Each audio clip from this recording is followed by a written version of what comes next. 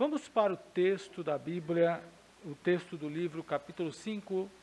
Os irmãos que o têm, abram-no, por favor, no capítulo 5. E vamos discorrer hoje um pouco sobre esse tema tão importante que é as obras de Cristo. Glória ao nosso Deus, para todos sempre.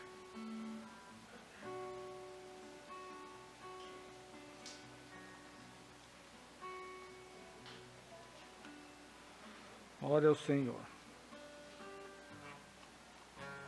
Vamos discorrer sobre esse tema. Capítulo 5. Sempre reforçando qual é a importância de nós estudarmos as doutrinas bíblicas. Qual é a importância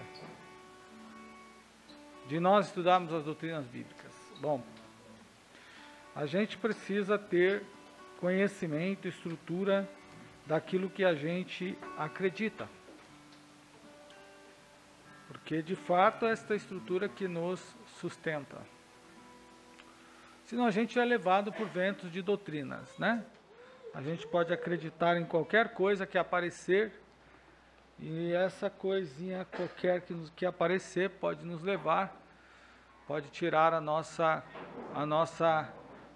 comunhão, pode roubar a nossa fé, e consequentemente a gente se perde no mar das heresias. Né? Nós estamos trabalhando muito pesado nesse tempo e existe uma convergência da igreja. Existe uma convergência da igreja, mas por parte da igreja, em relação a outras religiões. O cristianismo, setores do cristianismo, vocês precisam entender que cristianismo engloba catolicismo. Catolicismo é um cristianismo. Os evangélicos é um cristianismo. E tem outros segmentos do cristianismo que aderem, por exemplo, a outras práticas. Quando você fala das religiões afro-brasileiras, por exemplo, muitas pessoas que estão nas religiões afro-brasileiras, eles também professam Cristo, fé em Cristo. Então, é um tipo de cristianismo. E é importante vocês perceberem que vamos desmistificar o que é cristianismo, judaísmo, islamismo. Esses são religiões. Budismo, islamismo, judaísmo, cristianismo são religiões. Evangélicos, católicos, espíritas são ramificações dentro de uma mesma religião. Tudo bem?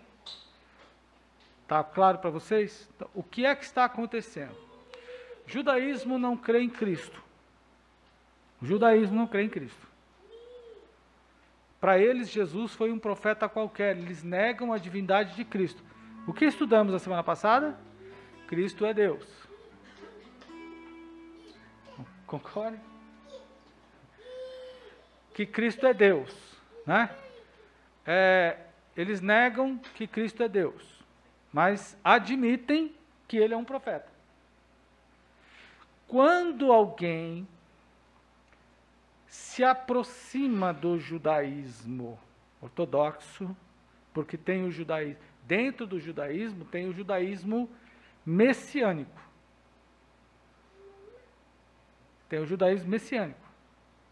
São ramificações. Dentro do judaísmo tem os ortodoxos, ultra-ortodoxos, liberais, são ramificações em cada religião. Quando um cristão se associa ou se direciona para o judaísmo, ele se afasta do cristianismo. O que o judaísmo fala de Jesus? O judaísmo ortodoxo, tradicional, com exceção do messiânico, que Jesus não é Deus. Se eu me direciono ao judaísmo, o que eu faço do cristianismo? Com o cristianismo? Em relação ao cristianismo? Eu me afasto do cristianismo. Se eu me afasto do cristianismo, é mais ou menos isso. Eu estou aqui, tem duas paredes nas minhas laterais. Se eu for para a direita, o que eu faço em relação à esquerda, a parede da esquerda? Eu me afasto. Se eu for para a esquerda, me afasto da direita. Não tem como ter meio termo. Por quê? Porque o judaísmo prega que Jesus, que o Messias virá. Não veio. O cristianismo prega que o Messias já veio. O judaísmo espera que o Messias virá para fazer o sacrifício que nós vamos falar hoje. O cristianismo prega que o Messias já veio na pessoa de Jesus e já ofereceu a si mesmo por sacrifício. Então, se eu me direciono ao judaísmo, o que eu faço com o sacrifício do meu Cristo? Eu nego.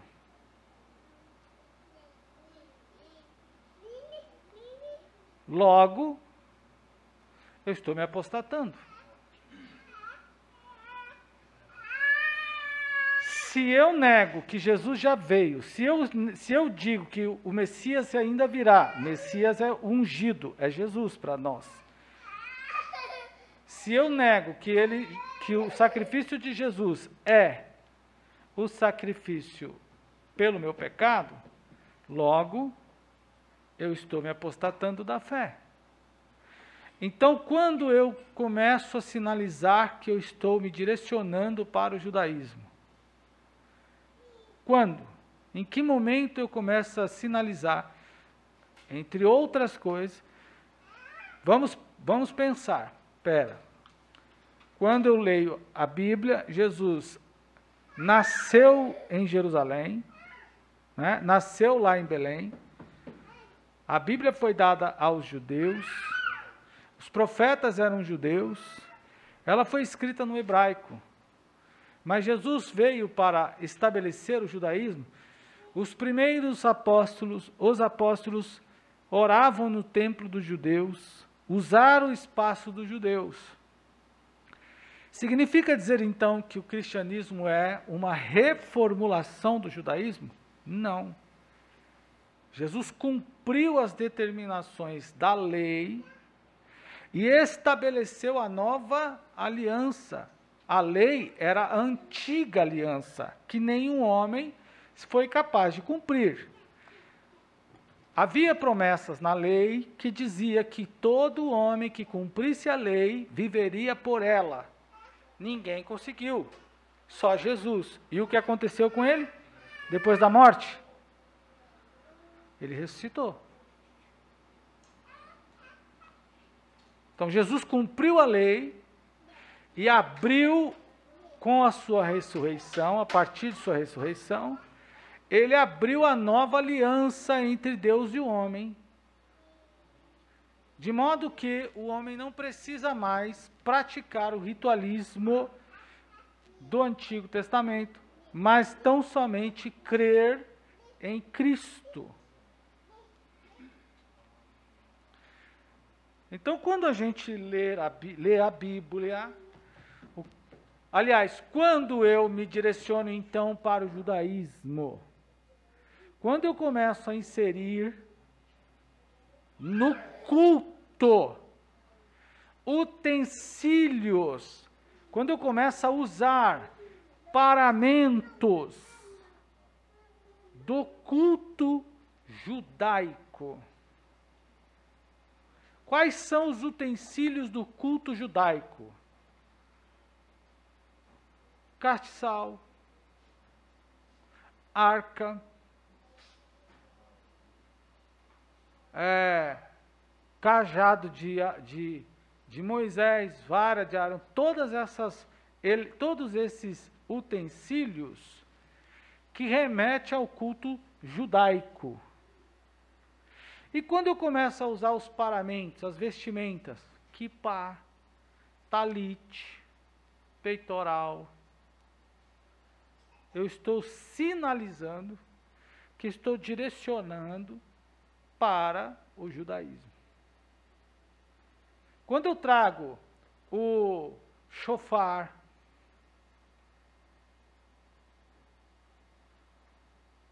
eu estou sinalizando que eu estou indo em direção ao judaísmo. Em Cristo, não preciso de mais nada disso. E quando eu vou em direção ao judaísmo, eu estou abandonando o cristianismo. Então, a igreja, parte da igreja atual, está em direção à apostasia. Vamos observar as músicas, bonitas, mas elas buscam o hebraico. Qual a importância de eu entender e estudar o hebraico? A Bíblia foi escrita em hebraico. Se eu quiser ter maior exegese, interpretação e conhecimento da Escritura, eu preciso entender as línguas bíblicas. Quais foram as línguas bíblicas? Hebraico, grego, latim e aramaico. Eu preciso entender as línguas da Bíblia. Muito bem. Mas quando a igreja começa a trazer um misticismo em torno do hebraico, por exemplo, temos umas músicas nesse instante que é moda na igreja, que remete a igreja ao hebraísmo. Yeshua,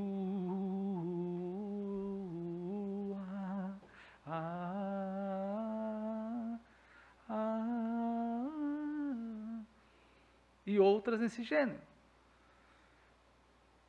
Então a igreja precisa estar atenta. Pastor, elas são bonitas? São.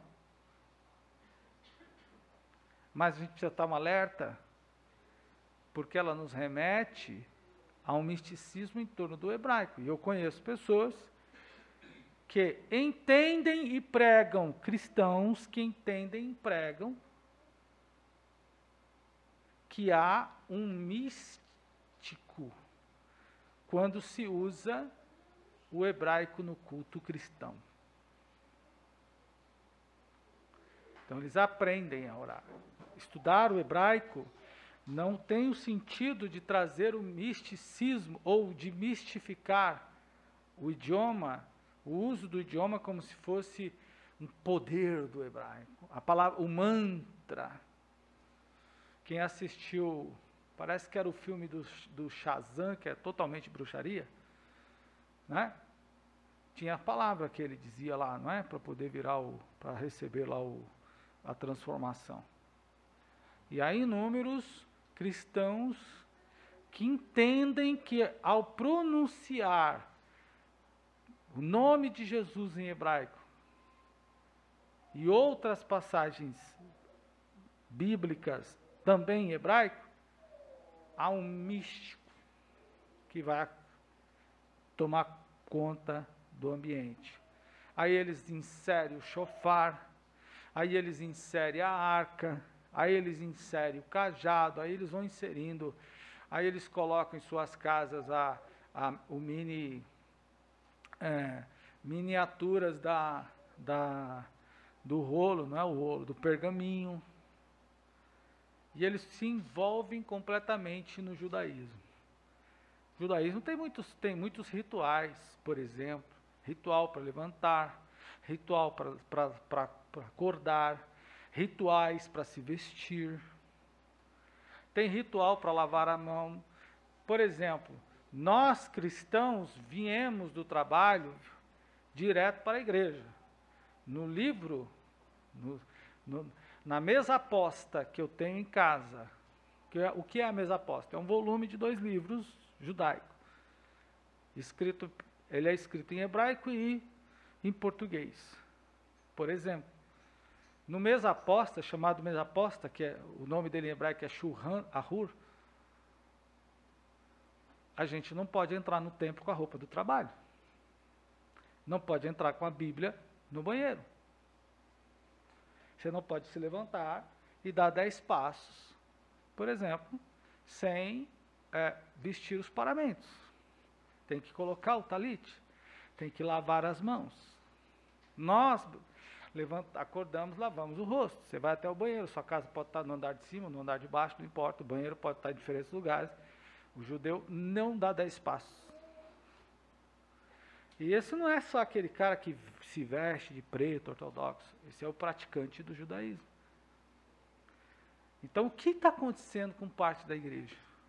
Ela está sendo direcionada a Cristo. Mas e nós? O que somos? Nós somos judeus ou cristãos? Nós somos cristãos.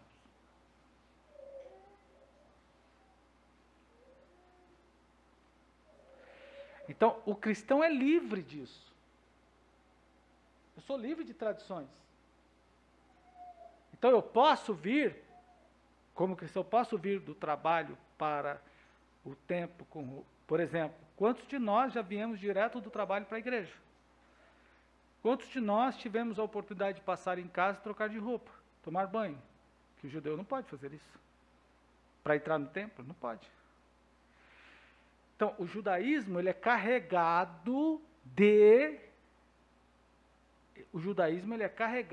rituais. Então, o que está começando a acontecer com parte da igreja brasileira? Ela está caminhando em direção à religião que, segundo Jesus e os apóstolos, nenhum homem conseguiu cumprir os rituais. E, consequentemente, ela nega o Cristo. Daí porque a importância de todos nós, cristãos, termos conhecimento das doutrinas bíblicas. Porque a gente não engole essas coisas. Entendeu? Porque a gente, ao observar isso, eu só falei do judaísmo porque essa é a moda agora, nesse instante. Mas podia ser qualquer outra coisa. Podemos falar sobre o misticismo do cristianismo. E hoje nós vamos falar de 3 obras de Cristo, pelo menos 3, que são fundamentos da fé cristã, que precisa estar muito claro para todos nós quais são, o que significa, para cada um de nós, qual é o processo, qual é o papel que cada um dessas obras apresenta. A primeira delas, a sua morte. A segunda, a ressurreição. A terceira, a ascensão. Precisamos ter isso muito claro. O que representa a morte, o que representa a ressurreição e o que representa, que foi e o que representa para o cristão a ressurreição, a ascensão ao céu. Para o judeu não representa nada. Para o judeu não representa nada, porque foi simplesmente um homem que morreu. Para o cristão é o Filho de Deus. Então nós vamos para o capítulo 5 para começar dizendo: cremos e professamos e ensinamos 3 coisas. Nós cremos, nós professamos e nós ensinamos que a morte e a ressurreição corporal de Cristo, ele não ressuscitou só em espírito. Ele saiu do túmulo em corpo. E quando ele saiu do túmulo, ele sai com o corpo glorificado. Do mesmo modo, vai acontecer com a igreja. Não será diferente. Corporal de Cristo são a viga mestra e o pilar. Aqui nós temos termos que remetem à construção, à edificação, que é muito bem conhecida pelos irmãos, identificada pelos irmãos que trabalham, que conhecem sobre obras, né? Que tem esse conhecimento sobre obras. Bom, seguindo. Esses eventos distinguem o cristianismo de todas as religiões. Esses eventos distinguem, separa o cristianismo de todas as religiões. Nós lemos 1 Coríntios capítulo 15. Por quê? Pois o seu fundador, que é Jesus, continua. Ele não está. Porque quem está, amanhã pode não estar. Eu estou pastor nesta igreja. Eu não sou. O pastor da igreja é Jesus. Eu estou pastoreando aqui pelo tempo que o dono da igreja, que é Jesus, permitir que eu permaneça.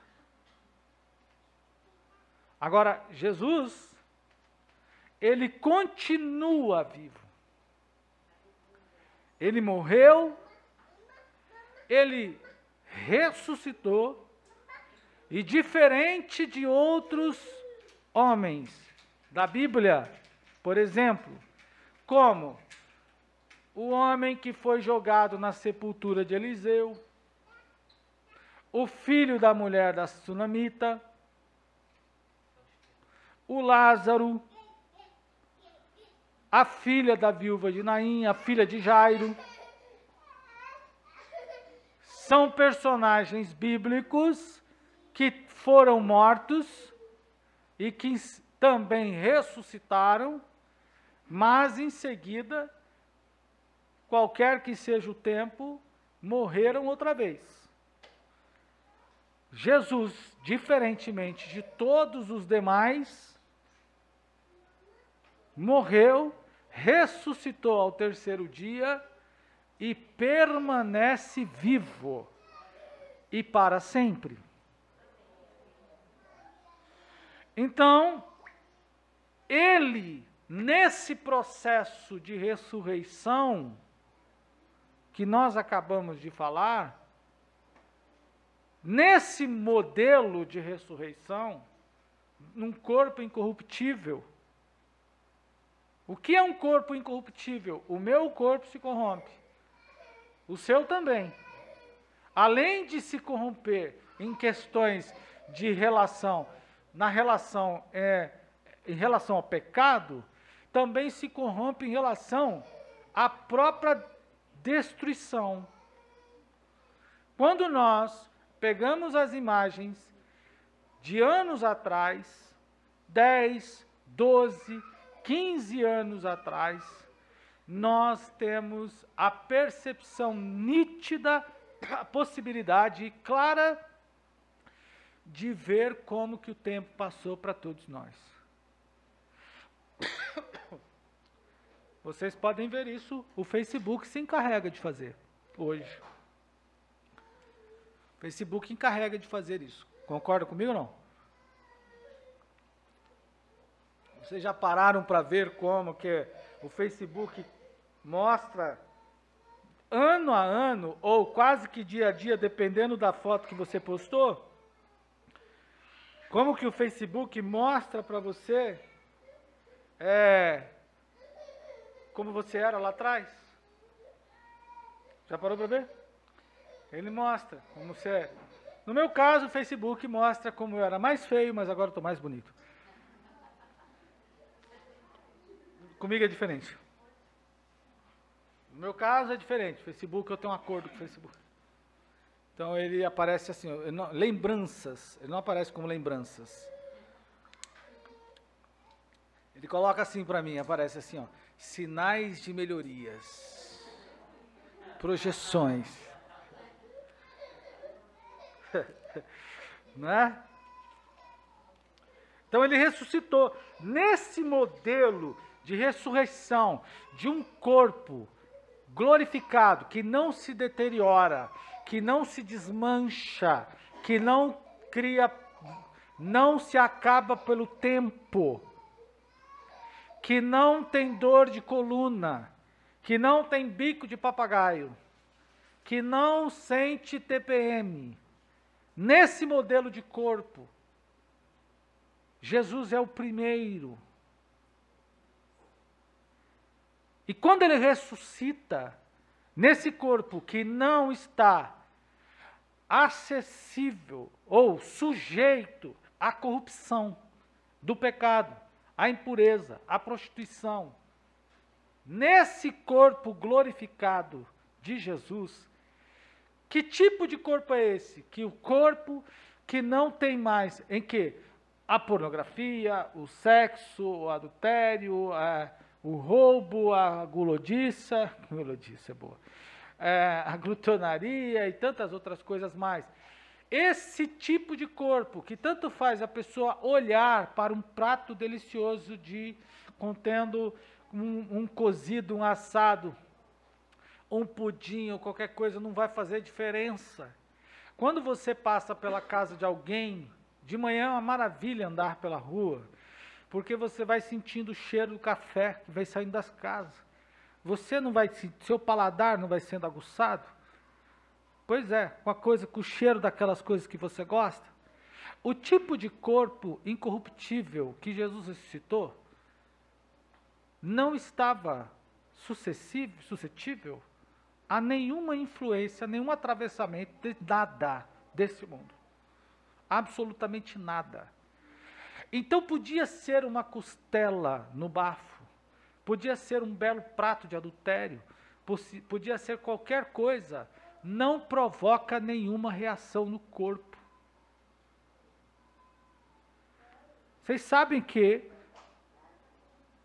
os sinais externos, eles provocam reações no nosso corpo. Eu falei do café, falei do cheiro da comida. O animal, por exemplo, o cachorro, ele não sabe a hora que você vai dar comida para ele. Não está lá no relógio dele que você vai dar comida para ele naquele horário. Ele não começa a salivar, a boca dele, a língua dele não começa a salivar naquele horário. Mas quando ele sente o cheiro da comida, então ele começa a salivar. Por que o cheiro provocou a saliva? Ele pode estar com aquela língua para fora, respirando o tempo todo. Mas quando você se aproxima dele com um prato de comida para o cachorro, seja ele qual for, mas que você fez, o corpo dele reage. E uma das reações é a saliva que solta. Isso é porque o corpo está sendo provocado. Isso acontece conosco. Esse dia a irmã Cida fez um negócio lá que ela falou assim, nossa, você está com a boca cheia d'água. Eu falei, lógico. Então, o pecado faz assim conosco. O corpo que Jesus ressuscitou não recebia, não estava acessível a esse tipo de influência. Nem de pecado, nem de nada. Eu não estou dizendo que comer é pecado. Eu só estou simbolizando para você como que nós somos provocados. Como somos provocados. E nesse modelo de ressurreição, porque Lázaro, quando ressuscitou do mesmo jeito. Os outros exemplos que eu citei de pessoas que ressuscitaram também da mesma forma. O pecado continuou sendo pecado para eles. E continuou assediando eles. E exercendo influência sobre eles. Mas quando Jesus ressuscitou, o corpo dele, o pecado não conseguia atingir, aguçar, provocar. Por isso que a Bíblia diz que lá no céu não entra pecado. Porque só vai entrar no pecado do céu quem for ressuscitado ou arrebatado. Se o arrebatamento acontecer e nós estivermos vivos, seremos transformados em vida. Se estivermos mortos, seremos transformados na ressurreição. E esse tipo de corpo não vai ser atingido pelo pecado. O pecado morre ali. Vocês entendem isso? Diga glória a Deus. Então, nesse modelo, Jesus é a primícia. Nesse modelo de corpo, Jesus é a primícia. Então, nós precisamos ter isso muito claro. Agora, a morte de Cristo não aconteceu do nada, ela foi anunciada desde o Antigo Testamento. Página de número 60 diz assim: não se trata somente da morte de um justo. Jesus não morreu do nada e à toa. A morte de Jesus foi anunciada. E ela foi anunciada no Antigo Testamento. E ele coloca aqui para nós, por exemplo, temos vários textos no livro de Gênesis 3,15 que vamos ler. Mas a morte de Jesus também não se trata somente de um justo, mas também de um sacrifício como obração. Era uma oferta pelo pecado, que Deus propôs receber. Porque nós não tínhamos condições em alguma de oferecer qualquer sacrifício a Deus que Ele pudesse receber, e que inclusive representava o nosso pecado. Então nós vamos interpretar isso, já já. Observe, assim sendo, Deus propôs receber. O aspecto histórico está nos evangelhos. Então, quando eu leio a história dos evangelhos, quando eu leio no Antigo Testamento, na história, eu tenho a história da morte de Cristo. Quando eu leio Atos dos Apóstolos e também as epístolas paulinas e o Apocalipse, eu tenho o aspecto doutrinário. São duas coisas que precisamos conhecer: o aspecto histórico e o aspecto doutrinário da morte. Então, o primeiro anúncio da vinda de Jesus foi lá em Gênesis 3,15, após o pecado de Adão e Eva, que Deus disse assim, para Eva e Adão: da tua semente nascerá um, este te ferirá a cabeça, falando agora para a serpente. Observe que num versículo só, Deus direciona a fala para duas pessoas, até para três. Da tua semente, para Adão e Eva, nascerá um. Este te ferirá a cabeça. Cabeça de quem? Dirigindo agora para a serpente. E tu lhe ferirás o calcanhar. Então Deus fala com Adão e Eva, Deus fala com a serpente. E Deus fala sobre uma terceira pessoa. Quem é? O este. O este da tua semente nascerá um. Este, o um, nascerá, vai ferir a tua cabeça, serpente, e tu, serpente, ferirás o calcanhar. Ali era um anúncio da morte de Jesus. Gênesis capítulo 3, versículo de número 15. Seguido, ele diz assim: esta te ferirá a cabeça e tu lhe ferirás o calcanhar. Isso fala sobre o sofrimento. Então, tanto a morte como o sofrimento de Jesus e também sobre a sua glória. Por quê? Apesar de o ferimento ser no calcanhar, dói. Só que Deus, a partir desse texto de Moisés, coloca Jesus aonde? Acima da serpente. Porque ele fere a cabeça. Jesus fere a cabeça. Então, isso fala do sofrimento e também de sua glória. Por quê? Porque ele, Jesus, vai ferir a cabeça. Os detalhes são revelados progressivamente. No transcorrer do tempo, a história vai se desenrolando. Deus já tinha o seu plano. A história vai se desenrolando. E ela se desenrola no Antigo Testamento e foi anunciada de que forma? Por figuras. por exemplo, por tipos. E como ela aconteceria? Quando nós lemos a Bíblia, precisamos pensar o que ela representa. A começar pelo ritual do tabernáculo. E temos um estudo importante para a gente fazer aqui, que eu vou recomendar que a gente faça. Até o irmão tentou iniciar, que é o tabernáculo. Estudo do tabernáculo. É importante a gente entender isso.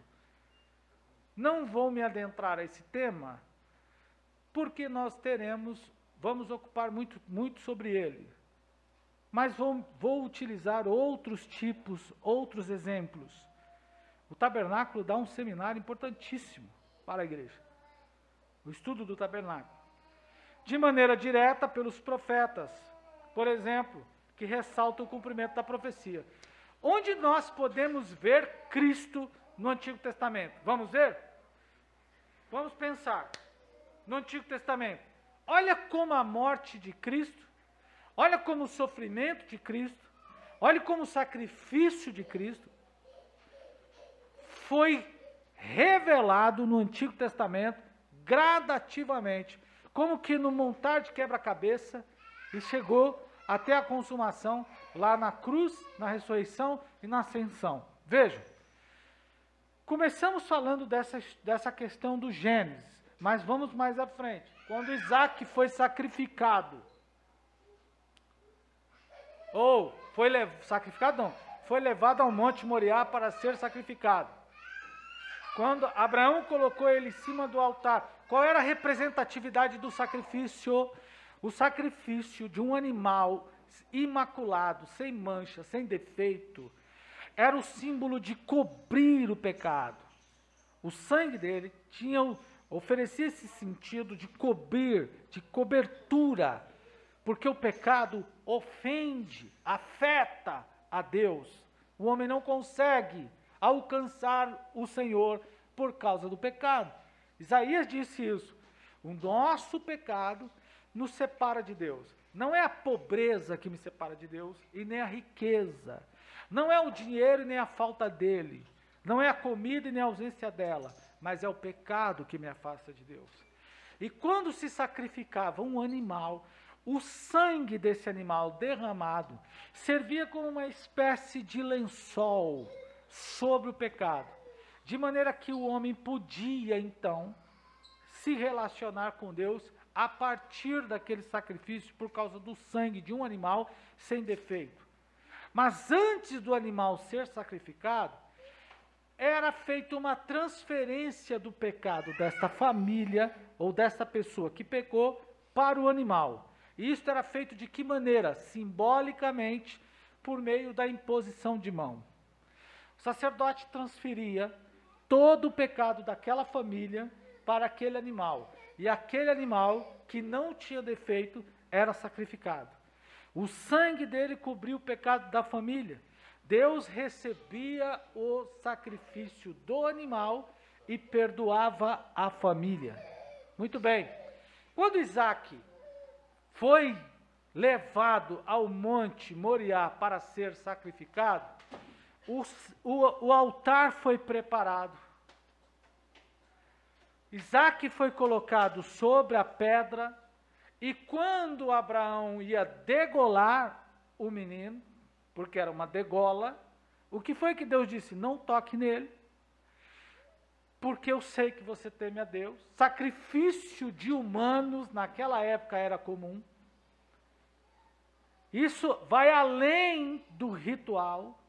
Deus estava dizendo para aquele povo, seguidor de Moisés, porque a Bíblia, o Antigo Testamento, o Gênesis, foi escrito no período do Êxodo, e aquele povo sacrificava pessoas em nome de Deus.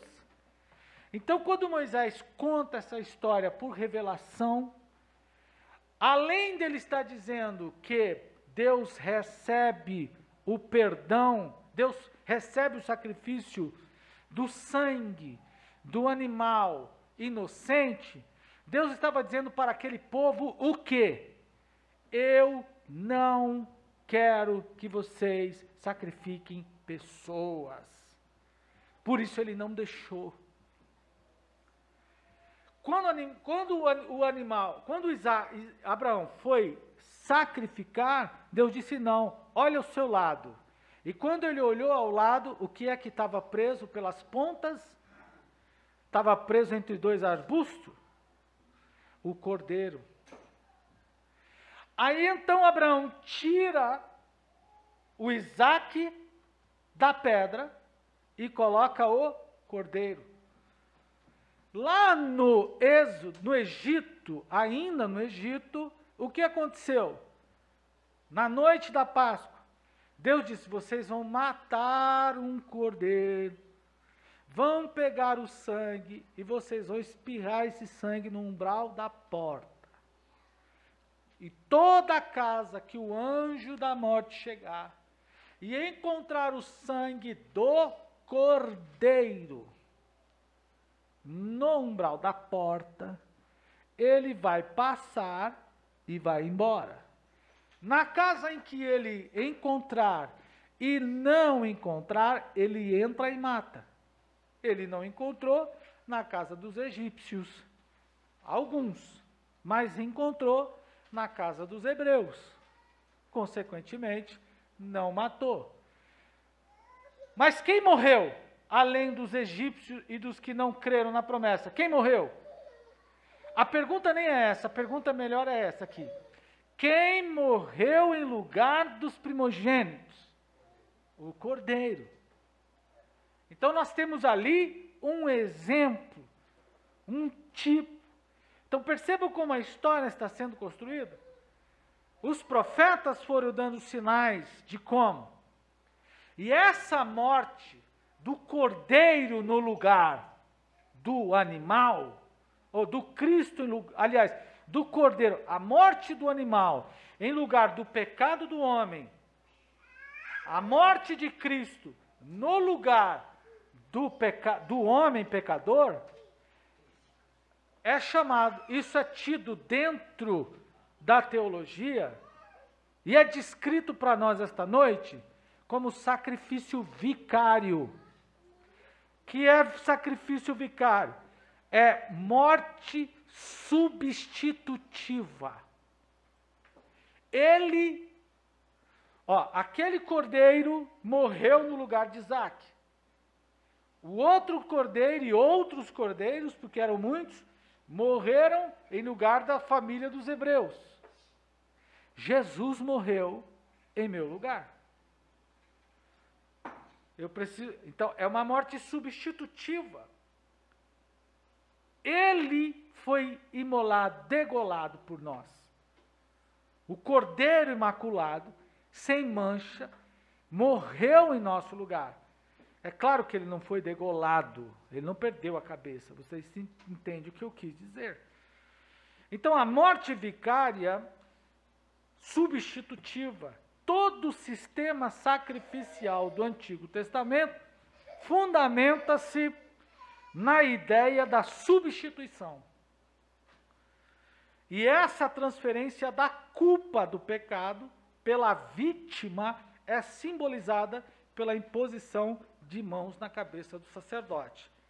E isso está descrito em Levíticos capítulo 1, versículo 4, que diz: e porá a sua mão sobre a cabeça do holocausto, para que seja aceito por ele a sua expiação. E o que é a expiação? Nós vamos estudar daqui a pouco. Então, a descrição do cordeiro da Páscoa, desde o Êxodo, que eu já falei, aponta para Cristo e seu sacrifício.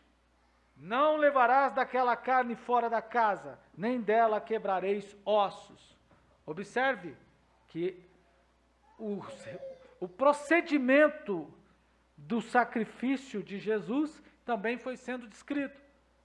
Dele não se quebraria um osso. O que isso tem a ver com o sacrifício? Quando o sujeito era pendurado na cruz, que a crucificação era um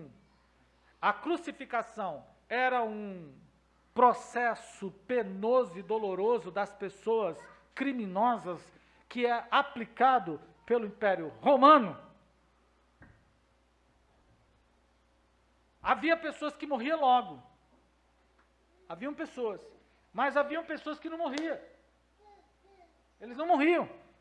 Eles demoravam para morrer. Tinha gente que demorava muito. E quando esse sujeito demorava muito para morrer, o que eles faziam? Ia quebrando as pernas. Ia quebrando o cara. Então eles iam quebrando o sujeito. Para poder amenizar, aliás, agonizar o sujeito logo e ele morrer. Porque precisava morrer.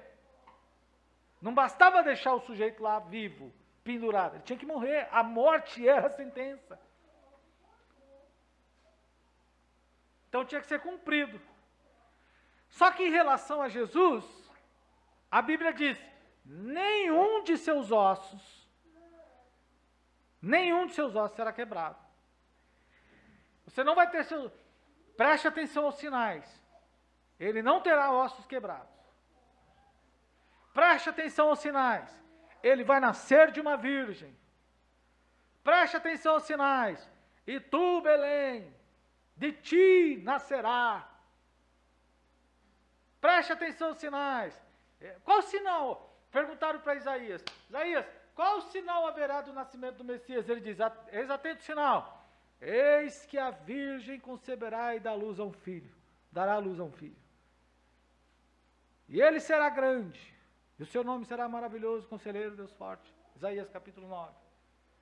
Então a história foi se desenrolando ao tempo, foi gradativo sobre a morte, sobre a ressurreição, aliás, sobre o nascimento, sobre o crescimento, sobre a morte e sobre a ressurreição de Jesus.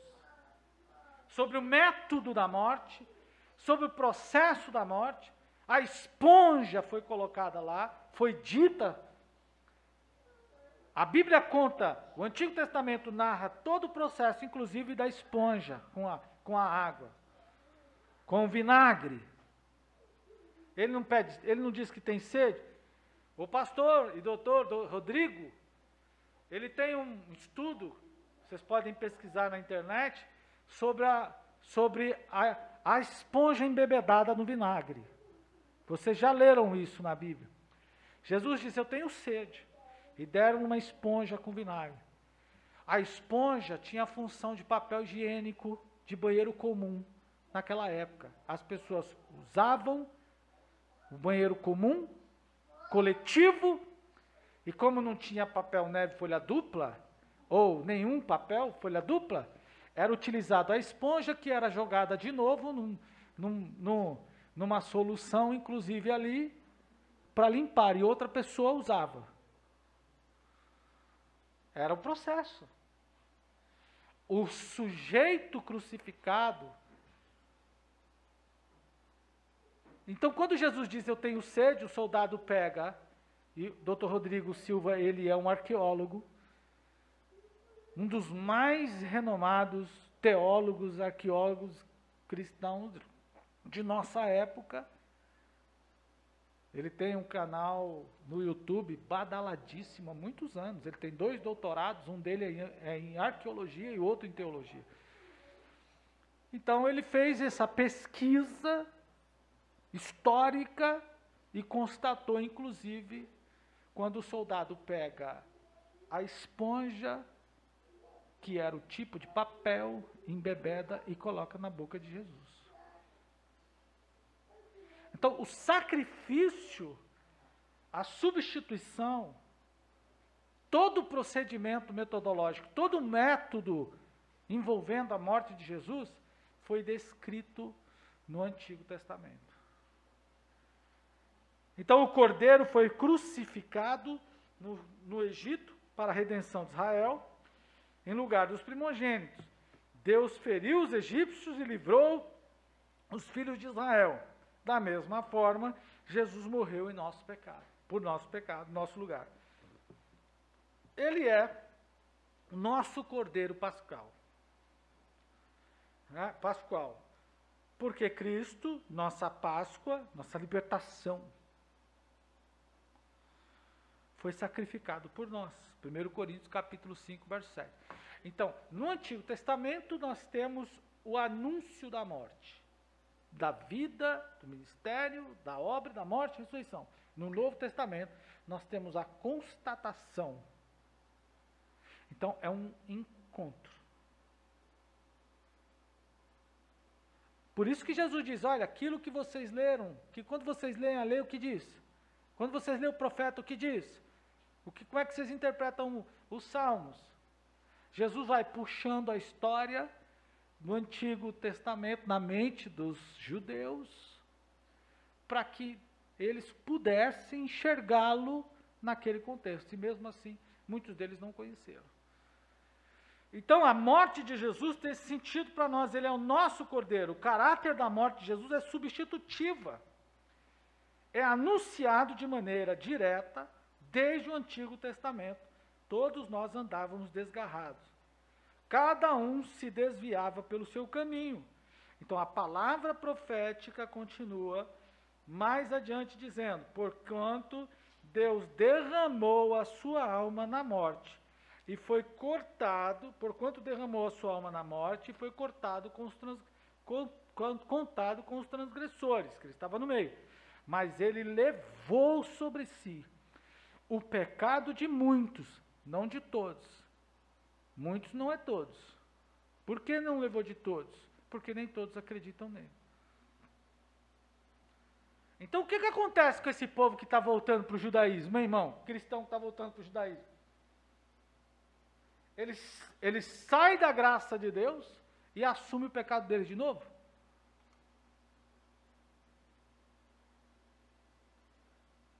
É uma coisa que vocês precisam prestar bastante atenção, porque é um assédio.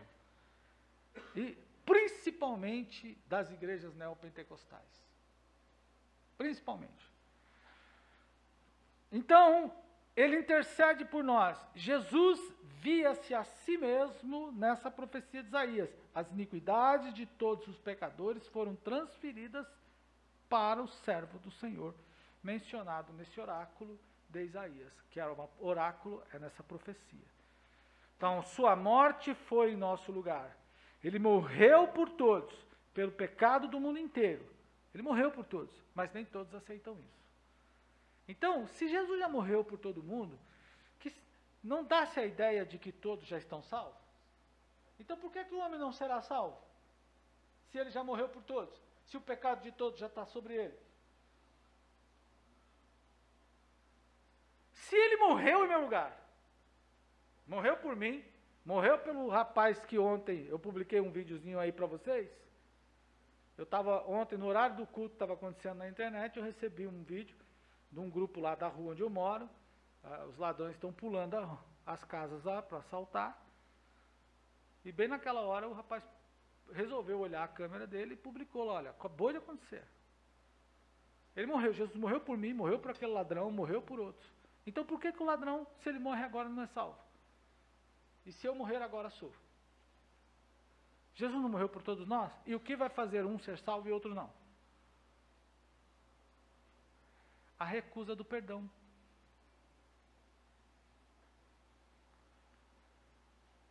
Eu não consigo fazer nada para pagar. Agora, Deus quer me dar a vida eterna. Deus quer me dar o perdão. Deus quer me dar a graça. Deus quer me purificar. E eu não quero receber. Eu quero viver no pecado. É como o sujeito que você chega até ele e diz assim, você vai até uma Cracolândia, por exemplo, e diz assim, rapaz, eu vou te tirar daqui. Eu vou te levar a um lugar bom.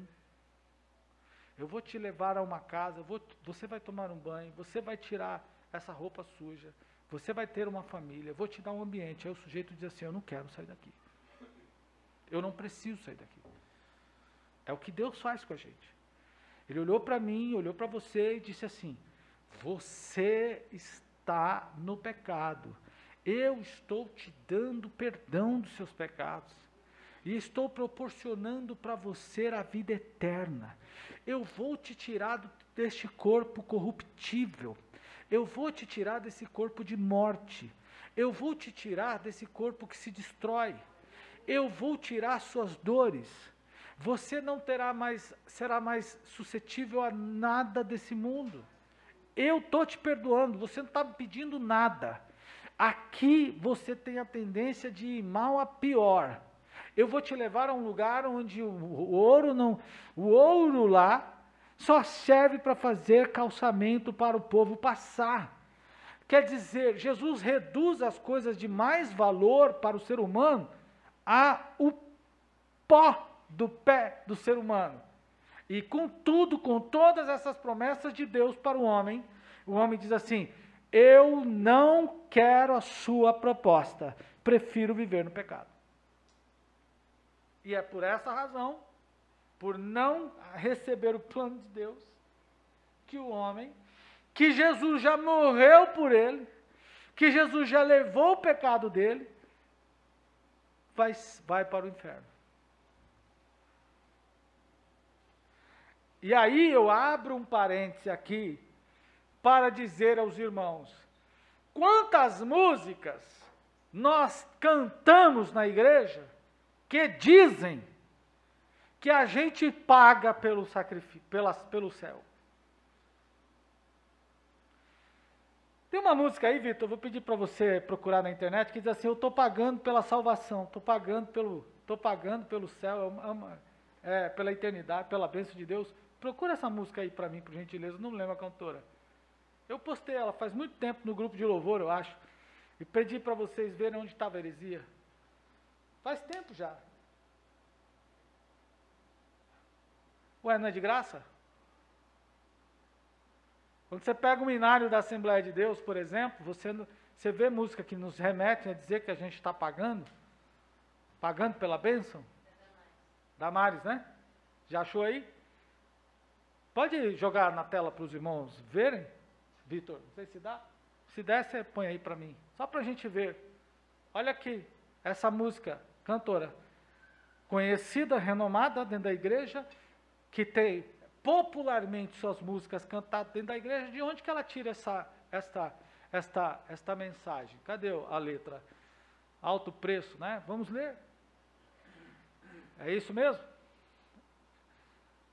Hoje, quando posso, eu não enxergo, meu olho está aqui.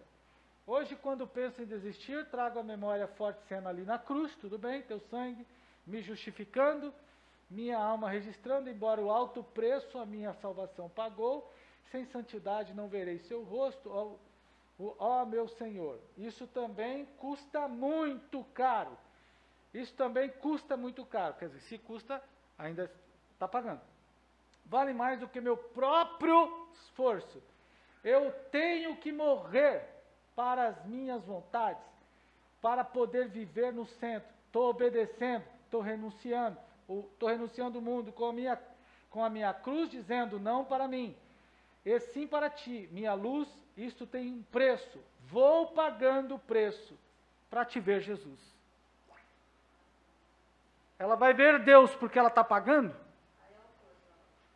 Olha aí, seguinte. Então eu estou pagando o quê? O preço para morar no céu. Eu estou pagando. Eu vou lutando, vou chorando. Cada detalhe o Senhor está somando. Eu estou pagando o preço para morar no céu. Eu estou pagando, eu vou lutando, eu vou chorando. A santidade tem um preço, eu estou pagando. Eu sou santificado pelo preço que eu pago? Qual é o sacrifício que eu posso fazer que será capaz de me santificar? Qual é o sacrifício, irmão? Nós estamos diante de uma música absolutamente, coloquei uma música aqui, absolutamente cantada dentro da igreja, por uma cantora consagrada, mas isso é uma aberração doutrinária. E a gente canta. Assim como essa, tem mais 1 milhão. É uma aberração doutrinária, nós estamos vendo aqui.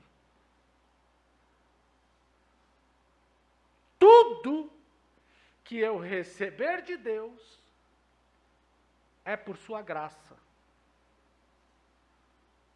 Até mesmo a santificação que eu penso que tenho, eu renuncio, a minha renúncia não é capaz de me santificar. A Bíblia diz que nossas obras são consideradas como trapo de imundícia. Ah, pastor, sendo assim, então eu posso viver no pecado. Piorou. Quem me santifica, o que me santifica é o sangue de Jesus, é Jesus, por meio do seu sacrifício. Então ele, quando derramou o seu sangue por nós, ele nos santificou. E aí aconteceram dois processos. O primeiro é o de expiação. Qual é o de expiação? Expiar. Cremos que Deus aceitou o sacrifício de seu Filho Jesus Cristo como expiação. Aplacou a ira. O sacrifício de Jesus aplacou a ira de Deus. Pronto. São dois efeitos. Irmãos, vamos interpretar cada parte do processo. Observe uma coisa. Vou exemplificar isso para vocês. Na morte, no barco, as águas do barco estão em altas, agitadas. O vento está agitado. Jesus está lá. E os discípulos morrendo de medo, como eu também estaria. Não seria diferente, os irmãos que já navegaram aí, devem saber como é. Aí Jesus diz assim, vento, aquieta, para. Parou o vento, mas e as ondas do mar? Parou também? Pararam também?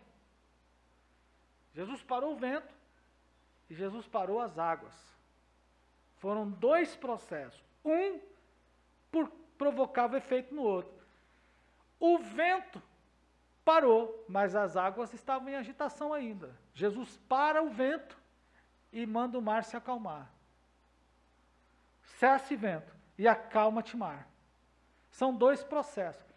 Oferecer o sacrifício a Deus aplaca a ira de Deus, mas necessariamente não provoca a benevolência de Deus em favor da pessoa com quem ele está irado. Você que é pai, já deve ter tido esse momento. Você já quis estrangular aí não eu, mas alguém, não é? Você até aceitou aquela desculpa dele no momento, mas aquele bolo, aquele brinquedo, aquele negócio que você queria dar, você disse assim, também não vou? Então você aceitou o pedido de desculpa. Você aceitou o pedido de desculpa dele. Mas e o presente que você tinha dado, que você queria dar para ele? Você não viu, você não vai dar. Então você reteve a bênção. No sacrifício de Jesus acontece duas coisas. Primeiro, aplaca a ira de Deus com o pecado da humanidade. Segundo, atrai a benevolência de Deus em direção do homem com quem Deus está virado. Então perceba o sacrifício de Jesus, como ele foi a liga, por isso ele é a ligação. Por meio dele, Deus aplacou, do sacrifício dele, Deus aplacou a sua ira, e por meio do sacrifício dele, a bênção de Deus foi atraída para nós. Que parte eu tenho nesse processo? Então essa música que nós lemos aí está totalmente tirada, totalmente errada, né? Glória ao Senhor. Então voltando aqui para o livro, e a gente já vai finalizar por aqui para a gente ofertar com alegria, diz assim, mas este, havendo oferecido o único sacrifício pelos pecados, está assentado para sempre à destra de Deus. Hebreus 10, verso 12. Levando ele mesmo o nosso corpo, em seu corpo os nossos pecados, sobre o madeiro, para que, mortos para o pecado, pudéssemos viver para a justiça. E pelas suas feridas foste sarados. A minha cura não está, a cura do meu pecado não vem pelo remédio que eu aplico, irmão. É pelas cisaduras dele. Então a minha santificação não vem a mim, não pelo que eu pratico, mas é por causa do sacrifício dele. Então o texto continua. O termo expiação, ou verbo expiar, refere-se a sacrifício, purificação e perdão de pecados. Mas o significado primário dessa palavra é cobrir. Então Deus cobriu e Jesus cobriu com o seu sangue e Deus aceitou. Bom, cuja ideia é de cobrir com sangue, porquanto é o sangue que me fará expiação pela alma. Esse ritual está no sistema mosaico de sacrifícios do Antigo Testamento. Então, todo o ritual de sacrifício do Antigo Testamento apontava para o que ele ia fazer. Aí, seguindo, dessa forma, enquanto o princípio é reafirmado no Novo Testamento, sem derramamento de sangue não há perdão do pecado, bom, e isso é chamado de propiciação.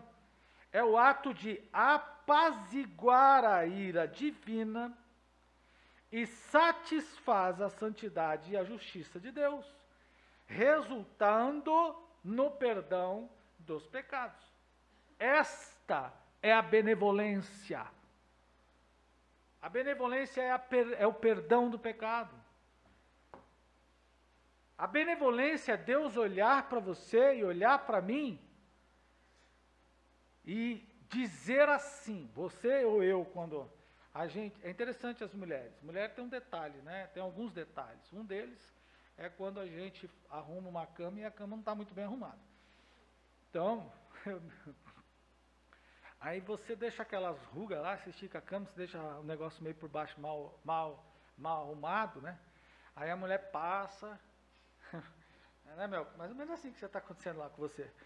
Aí a Joyce passa e ela diz assim, tem coisa por baixo, tem coisa errada por baixo dessa colcha aí. Aí de repente, num ato assim tranquilo, ela simplesmente faz assim, ó, puxa, arranca tudo e faz de novo. Você sabe que tem um mal feito lá embaixo. Não é assim mesmo? Você sabe que tem um mal feito lá embaixo. A Mancida não, a Mancida fica de boa, porque ela sabe que eu deixo tudo zerado. A Mancida, não, deixa tudo zeradinho.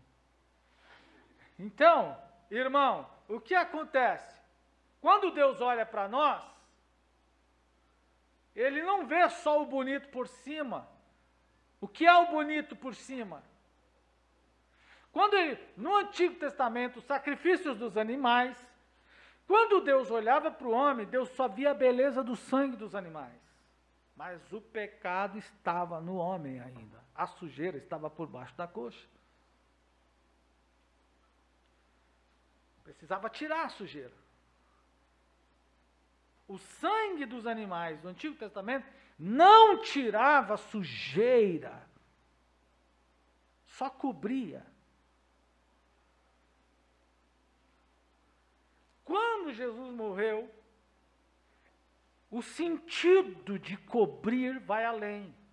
Não é só pegar um lençol e cobrir e deixar a sujeira por baixo. O sangue de Jesus, o sacrifício de Jesus, limpou. Por isso, nós podemos dizer, o sangue de Jesus me purifica de todo pecado. Amém, igreja?